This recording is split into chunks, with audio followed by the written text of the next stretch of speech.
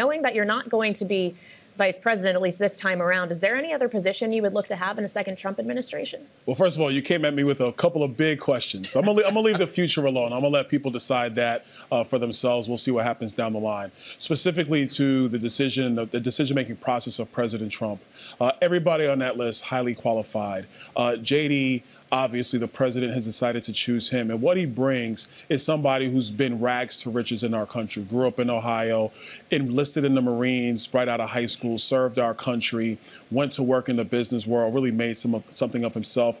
It is an American story. It's an American dream story. He's going to be a great addition to the ticket. And he's also a young American, somebody who's going to have to deal with the implications of all of the solutions that we're going to bring forth under a Trump-Vance administration. So it's not just him going on the ticket and then leaving off into retirement. He's going to be living with the decisions that we're going to make America great again. When we get back to Washington, the debate resumes over extending or making permanent the Trump tax cuts.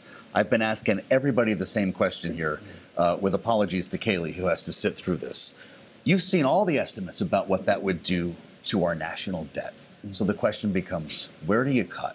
And if everyone says that Social Security and Medicare are off limits, that doesn't leave us a lot, does it? Well, a couple of things. Let's talk about the Trump tax cuts. That's been the best tax policy our nation has ever had. Why do I say that? For the first time ever in American history, the federal government was receiving 20% of our economy in terms of tax revenue. That's with lower rates across the board, lower rates for middle-income families, lower rates for small businesses. When you have smart tax policy that lowers rates and actually expounds the ability for people to keep more of their money, a funny thing happens. The economy grows, and so does the Treasury. So the government didn't miss a beat in terms of being able to collect tax revenue. They had record revenues. But when you talk about where do we cut in terms of the national debt perspective, there are going to have to be some adjustments, minor early on, with respect to some programs. We're going to have to get lean with respect to the federal agencies, because we got to understand we can't live beyond our means for the future.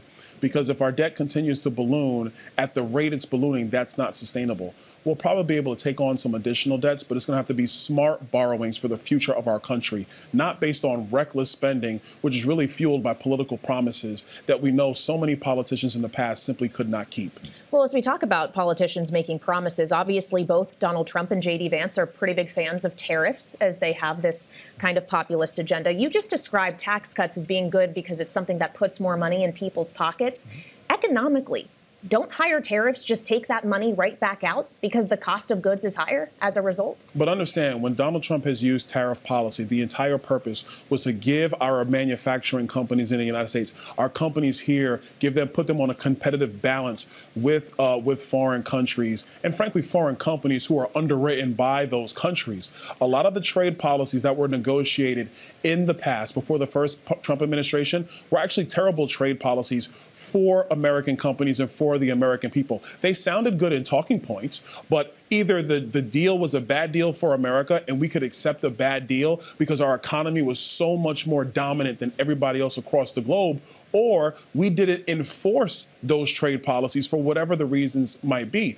When President Trump talks about tariff policy, it is about making sure that America gets the best deal in global trade, because we all acknowledge, whether it's China or any other country around the globe, their economies are growing. So now if there's going to be a trade agreement, it's got to be fair to the American people. You start talking about higher prices, you have to talk about the Fed. Donald Trump told Bloomberg News in an exclusive interview that he would keep Jay Powell on the job. I wonder if you think that's a good idea, because I keep hearing if we get interest rate cuts in September, Republicans are going to point to politics and talk about how this plays into the election. Well, that's a great topic. Secretary Powell was just in the Financial Services Committee last week. I'm on that committee. Had a chance to engage with him. Sure did. I think Secretary Powell is looking at the economy and the economy alone. Interest rate cuts in September, and I'm just going to be blunt, aren't going to really matter with respect to the stagnant economy and stagnant situation for American families under Joe Biden. Should he cut in September, though? It depends on if the economic levers and the economic statistics warrant a cut. We're not there but it's yet. not going to have a political impact. So I would stress, to Republicans around the country, don't view a rate cut in the vein of politics, because this stubborn inflation, which has crippled middle-income families, working families in our country, that is a stubborn inflation. Their year-over-year year rate might be lower today than it was a year ago. Yes. But the implication of Joe Biden's reckless policies has hurt the spending power of all Americans.